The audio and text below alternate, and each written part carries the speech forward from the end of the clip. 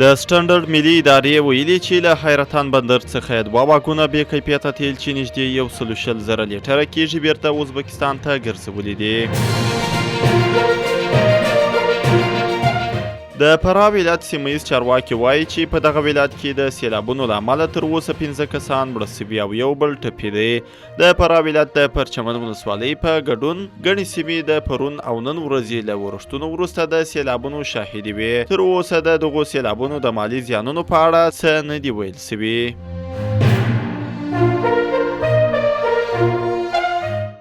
د قانون او پټرولیم وزارت چارواکي وایي چې د مګړۍ په ټول هیواد کې د نفتو شاوخوا 40 فعال څاګانې شته چې د ورځې 14,900 ټنه نفت ترې ایستل کېږي. د څاګانو په شمیر کې ډیروالی راځي.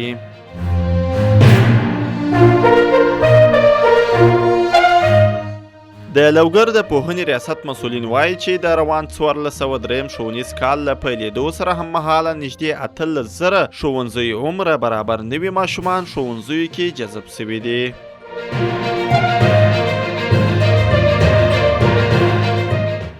د پاکستان په جنوب لویدیځ کې له بارانونو وروسته بیړنی حالت اعلان شوی. د اسوسییټډ پریس خبري اجانس ویلي چې دغلته له تیرو 3 ورځو راهیسې ورښتونو لږ تر لږه 60 تنه مړه کړي چې اکثره یې بزګران دي.